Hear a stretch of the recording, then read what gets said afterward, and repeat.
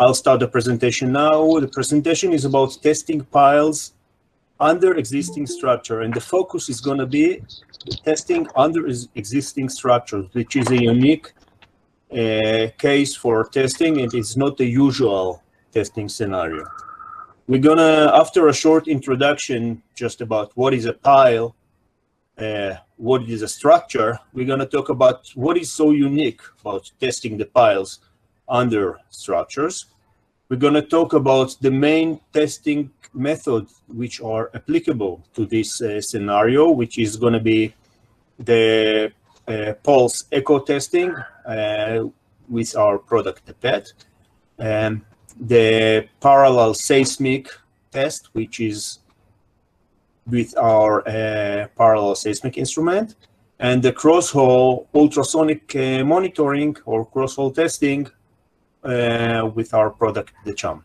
We're going to have time for Q&A, and I really encourage you at any time to either raise your hand with the presentation or write some text with your questions, and Mr. Zulfriki will summarize that, and we'll have time for Q&A at the end. So some definitions. A pile is a slender deep foundation element. It can be precast or cast on site. When I mean slender, it means that it's much longer than it's wide. That's something you all probably know already. A superstructure for this presentation, or a structure, is just anything connected on top of the pile. It can be a beam, a slab, a column, or the complete structure, anything which lies connected firmly to the top of the pile. The typical scenario for piles under a superstructure is that they are usually old. We don't have the S-made documents, or we have a very partial information. And also, typically, the access is problematic. Not all cases are always correct, but this is a typical scenario. Here's a typical scenario. We have a bridge. We can't see the top of the piles. We have no idea about how long the piles are. We just maybe want to expand this bridge, or we just want to know when maintenance is due and we have no information. We want to gather it. Another scenario here, this building needs to be expanded. Very little information about the pile exists. For some reason, documents are lost, and so on. Another example, here the side of the piles is visible, but we have not enough information for any future plans about this bridge.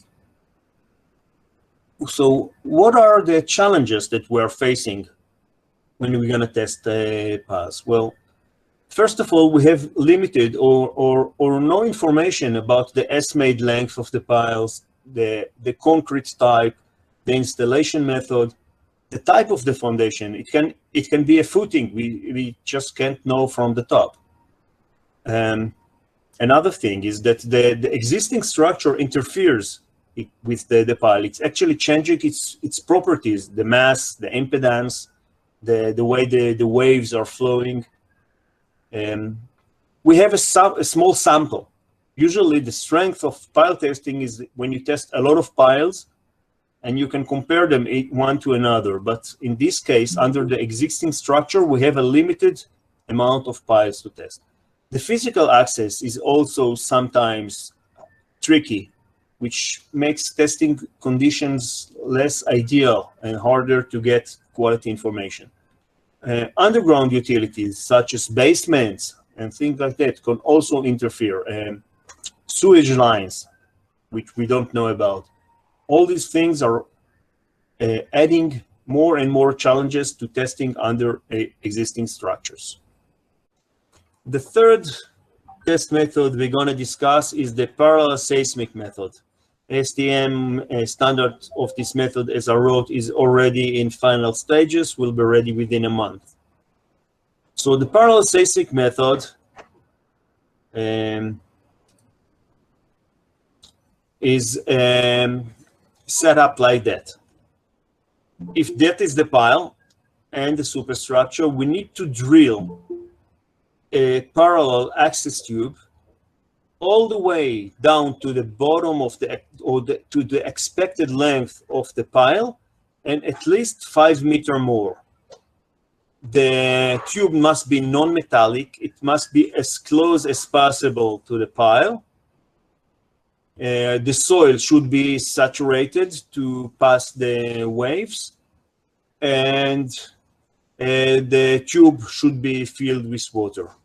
Once we have this set up, we lower a hydrophone, like a water microphone, into the pile, into the pipe or the access tube, in parallel to the pile, and we hit the pile or the superstructure in any location, as long as it's uniform. We have to hit the same location every time.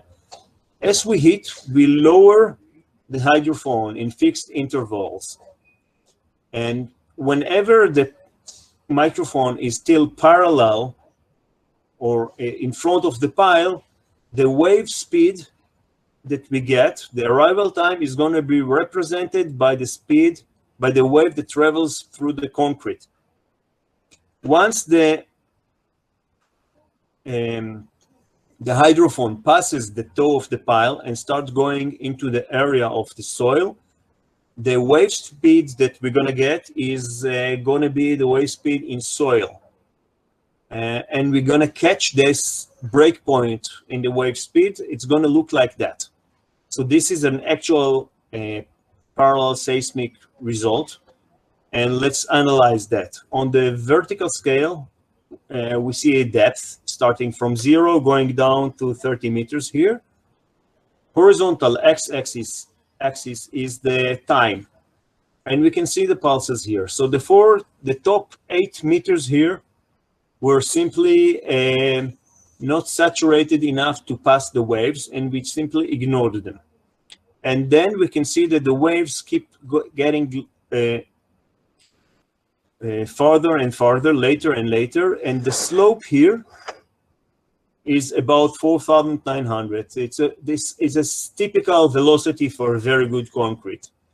Once we passed a certain point, the slope of the arrival times becomes much more relaxed and much lower.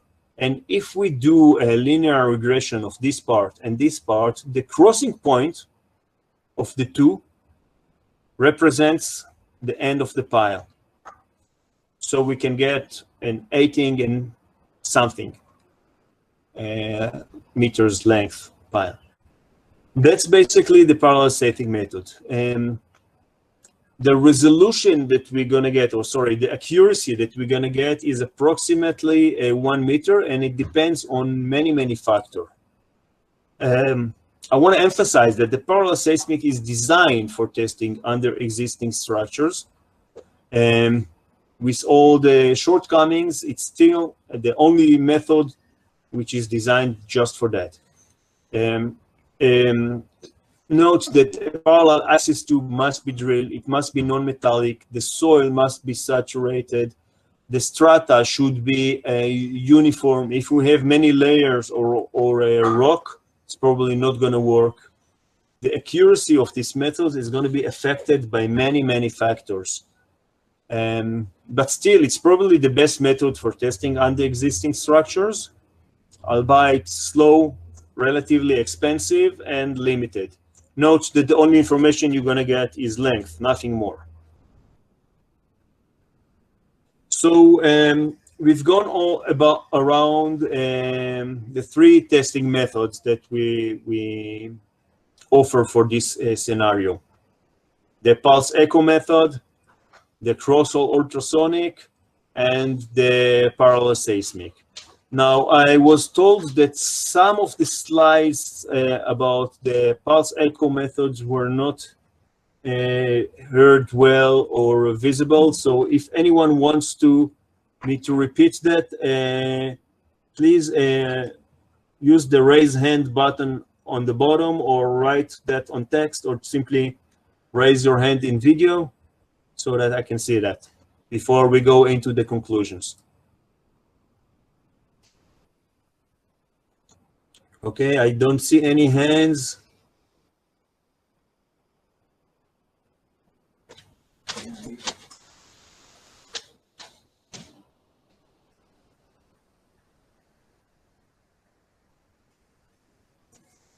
Okay, no hands raised.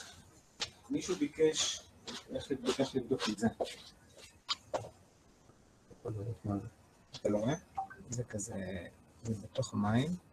Okay, how I'm going to show that to everyone? I don't know, but... Okay, and how I'm going to show that to everyone? We can go like this. Let's see if we can see that. I doubt that. Yeah, I'll try and show it. But present the part with the pet. How do you test with the pet? Okay. There was an interesting question, and we're going to go back to that. We have some time for questions, and I'll do my best to answer. Let's go into the conclusions, and feel free to ask your questions at any point now. So first, this conclusion slide is here for scaring you. Testing under existing structure is really not desired. It should be your last resort. When there's no other option, this is the only way to go. But it should never be designed. So the piles should never be designed to be constructed, then some superstructures, and then testing. Design should always be to test the pile before any superstructure is attached.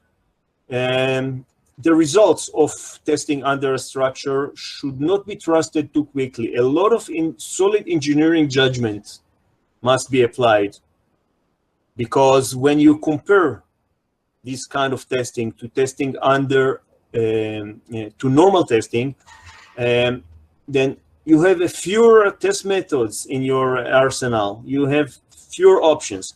Less information can be obtained, usually just length, but nothing about integrity or defects. The test is going to cost you much more, and you're going to end up with a lower certainty. I just hope this is clear to everyone, and I managed to scare you away from testing under existing structure, unless this is your only option.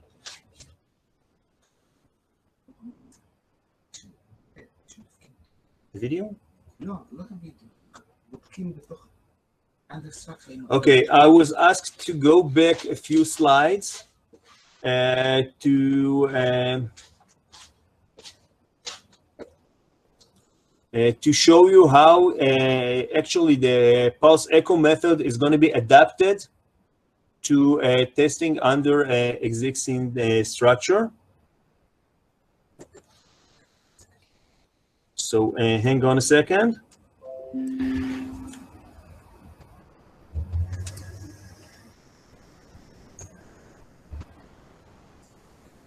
Okay, so we have one, thank you. I'm really looking forward to hear your questions.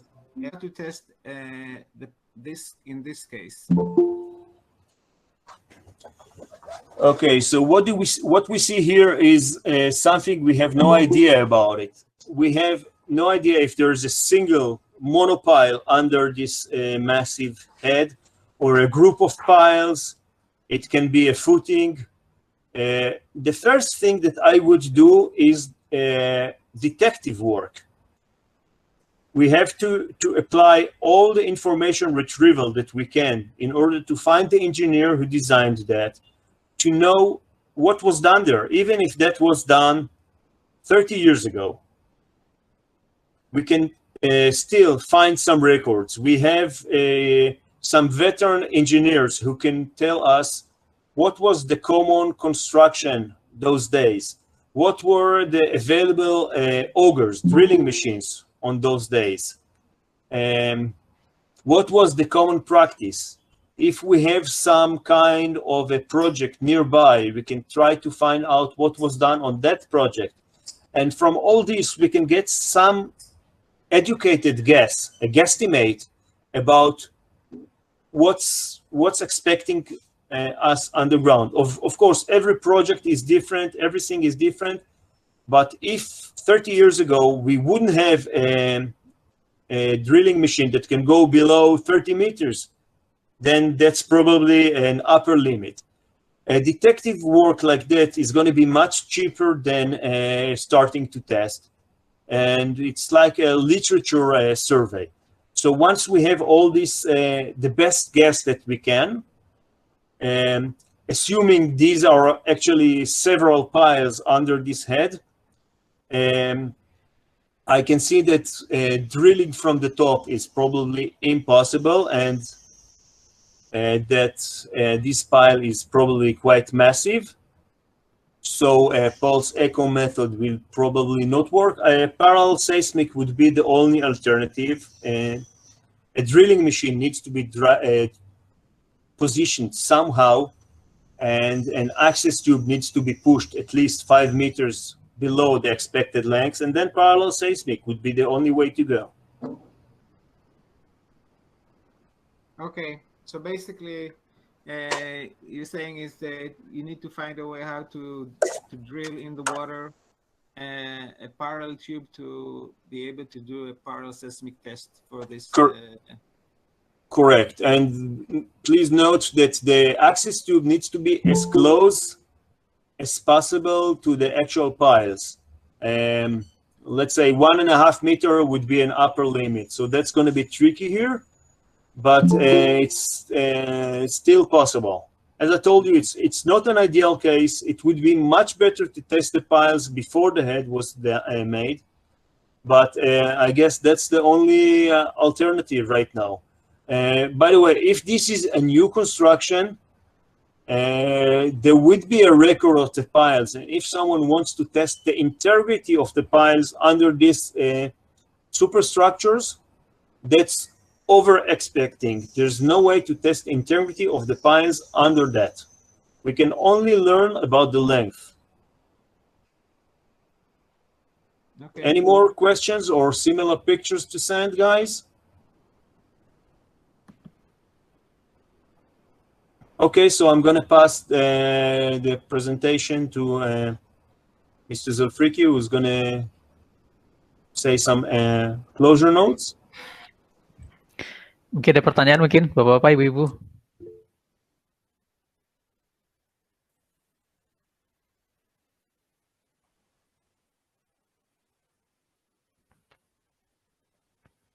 Ada yang mau bertanya, silakan. Oh, yes. Okay, I can see some. How can I see the questions? No, there's no questions. They only No questions on the messaging board. Yes. Okay, so unless there are some closing notes from Mr. Zulfriki. This is a question. Yes. What information could we get from this test method, each of these test method? Okay, so let's repeat this. From the pulse echo method and from the parallel seismic method, in this scenario, we can only learn about the length. Although the pulse echo method can give you much more information if there is no superstructure, in real life, the expectation is only to get length when we have a disturbing superstructure. If we manage to drill access tubes throughout the length of the pile or access cores, then the cross-hole method can give you exactly the same information as ignoring the superstructure, because the sensors are going into the pile. So in this case, we can get a very high resolution about any defect in the pile. Of course, as I told you in the presentation, this is an unlikely case, which is only applicable to very, very massive and expensive structures, like the one that we just saw in this picture. This might be a candidate. However, I don't see how to position coring machine on top of that structure. More questions? Just one clarification. The question also asked if the water will be interfering, but actually it will be beneficial, the water, because it creates better acoustic wave transfer. So yeah, correct. The water will be beneficial for the PSI method, the parallel. Exactly. For parallel seismic, we need to have a good acoustic coupling between the axis tube, the parallel tube, and the pile. And water is a perfect conductor with a wave speed of about 1,500 meters per second, which is slower than the pile. So we can see a very clear separation of wave speeds in the parallel seismic. So this water field scenario is actually ideal.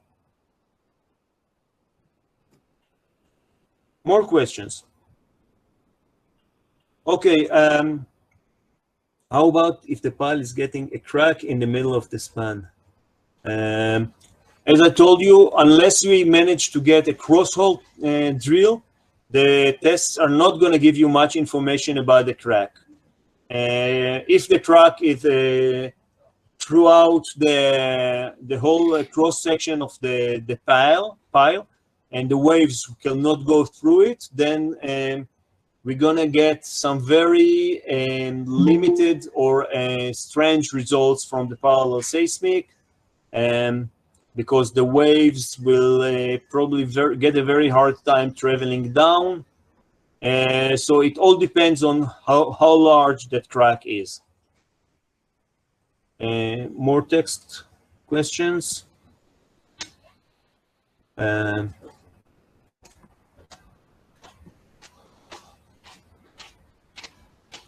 Okay, I'm afraid I can only answer English questions, but Mr. Zolfriki will summarize. Yes, yes, there are some questions. Yeah? I also sent you one picture, Gadi. Remember, you have ever sent me a nice picture about how to test the pile. Yes. With doing you cut something and then you we presented the picture and we answered for that. That yeah. was the structure in the river. Yeah, already presented before the picture. I don't think so. We presented the picture, yes. Okay, okay. How to test the pile that is under structure while the pile is together with the plat? Yeah, is that the question of Mr. Yono? Yono. Yes, yes. Yeah. Okay, I have Google Translate. So let's say that we just have a reasonable translation. How do you test a pile that has been installed and old? After the plate has been knocked down, it turns out that the condition of the pile blends with the plate. So in this case, once we knock out the plate, the top plate of the pile, we don't really have the same scenario. We have a clear pile with access to the top. Maybe the top of the pile needs to be trimmed until we get some clean, unbroken concrete, but then we can go into normal testing with probably with the pulse echo method. Is this answering your question, Mr. Yono? What is the difference? The concrete blends with the pile. It's actually a very good situation. This is what is expected from a good construction. They have a good contact between the pile and the superstructure. Eric, the last question, they're asking the difference between testing with the PET and with the CHAM. The difference between testing with the PET and with the CHAM? Yes. Okay. So these are two different test methods. The PET is actually a very quick, low resolution test with a limited information compared to the CHAM. So the advantage is that it's very low cost, very accessible, even in these scenarios, it's usually possible to do some testing with the PET. However, it's highly influenced by the superstructure and many piles need to be tested in order to do some cross-reference. Alternatively, when under a superstructure, when testing with the CHAM, it's very, very tricky to drill the access tubes. If you manage to do that, you can get a very high quality test. And if the question was referring to usual regular testing without a superstructure, then I would say that PET is a good test for small and medium piles, and CHAM is a better alternative for medium and large piles. For critical foundations such as high-rise buildings, bridges, things like that, where the pile is expensive, the superstructure is expensive, CHAM cross-hole testing is a much better alternative to PET because you need a high resolution and more information that the PET can give. Okay, we have a couple of more pictures to share, okay? Just to bear with me. Let's see if I can do that. Window. Okay. This one. I don't really see you.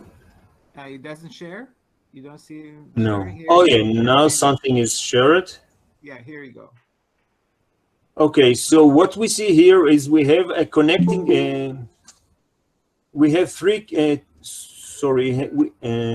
We have a couple of connecting beams, probably on top of a pile. The pile is not visible in this picture, and when the top of the pile is going to be hit, I guess on the center of that cross, the waves are going to go in all directions. The waves are going to go into the side beams and also down into the pile. And it's almost impossible to tell if the waves, the reflecting waves, are from the end of the beams or from the end of the pile. So what needs to be done is try to dig a little bit deeper, get a notch, and test a few piles and try to get some repeatability. If we still get some information after we do that, that's going to be great. But again, this is really not an ideal case. Of course, if you manage to drill an access tube parallel to that pile, then parallel seismic would be a very good option. You can hit anywhere on the beams. They asked again to explain this picture, which is what you just referred to as digging a notch inside the pile itself. Okay, so what we have here is actually not a pile, but a column on top of the pile, and so we have no access to the pile, to the top of the pile, and no access to the top of the column. So what they did here, they did cut a small notch on the side, and they hit that. We can see in the picture inside the notch there is the PET sensor, and to the left of the PET sensor is an area where they hit with a hammer, try to get the echo. Of course, remember that the waves are going to travel up just the same way that they are going to travel down. So all the limitations and caveats that I mentioned in my presentation about testing in this scenario apply. And also there are a couple of more pictures. Okay, I can see another question from Anin. In dynamic testing, we still use 1D wave theory. Why not use a 3D wave theory instead? Well, what happens is that in dynamic testing and also in pulse echo testing, since we are talking about a slender pile where the length is much longer than the width, for example, more than the LD ratio would be more than 10.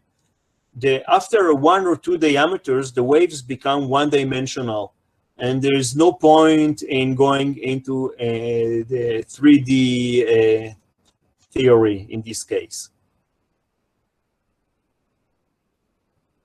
Okay, Mr. Marini, what about skin friction from pile information? Can we get it, and how the test can be dialed in sheet piles? Okay, skin friction information is not something that you can get when testing under existing structure. It's over expectations. But when in a regular testing, when testing with the PET, the amplification can give you a good idea. The amplification that needs to be applied in order to bring the pulse back to a normal shape can give you some idea about the skin friction. Sheet piles cannot be tested because their L to D ratio is just too high for to get any signals, any echo from the toe of the pile. This was also a similar question from Andre. Could a test be performed in sheet piles? No. To know if there's a crack in the splicing joint? No, that's really way over expecting from any of these test methods. Okay, another question from Anin. Again, is in the pile integrity test, is it always must have a toe reflection? Well, if you don't get a toe reflection, you can still assume something about the top of the pile. If there was some kind of a necking or a crack on the first few meters of the pile, you would get a reflection from that. In cases where there is a lot of skin friction and there is no echo from the bottom, then this is the only information that you get. This is, of course, not a recommended case, and a different test method should be applied to very slender piles or when there is a lot of skin friction. More questions? Just for clarification, someone asked if the test is for capacity. No, it's not for capacity. It's just for the condition of the pile. Yeah. The only way to get the capacity is by load testing, either dynamic, dynamic, or static load testing. All the integrity testing methods are for testing the actual execution of the pile, how the pile was placed, if there are cracks, inclusions, or maybe it's shorter. To test the capacity is for testing the design, and tests that are for the design, as I said, are load tests. More questions? I want to remind you that all your questions are going to be summarized and answered offline when we have the time for that after the presentation. There is still have any question from Panin RS. Yes. Still about the theory of 1D wave theory, but where is that in dynamics? 1D and 3D theory I answered. Question from Anin Hudaya.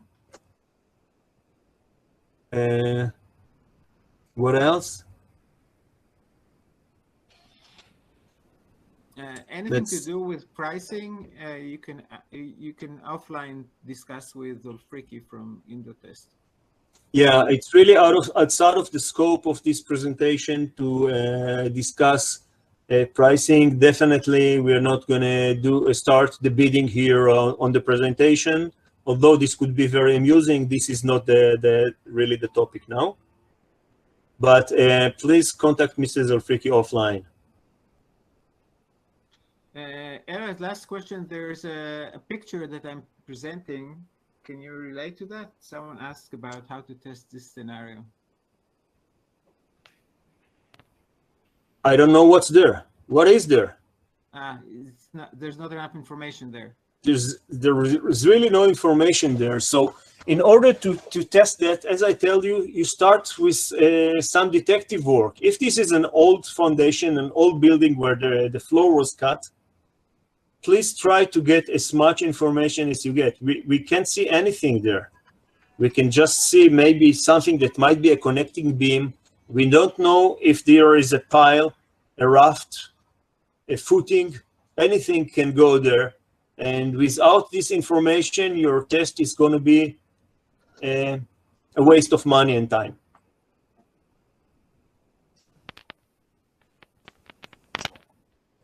Oke. Thank you, Eres. Masih ada yang mau tanya? Thank you very much, everyone. The presentation is going to be available offline in a while, and your questions are also going to be answered offline. So thank you very much. It has been a pleasure presenting to you. Thank you. Ya, makasih semuanya, Bapak-bapak, Ibu-ibu. Welcome. Kita tutup ya Zoom kita siang ini. Alhamdulillah, semoga bermanfaat. Thank you everyone from Piletest, from everyone, civil engineer from around Indonesia. We thank you for your participation. Good afternoon. Bye bye. Good afternoon.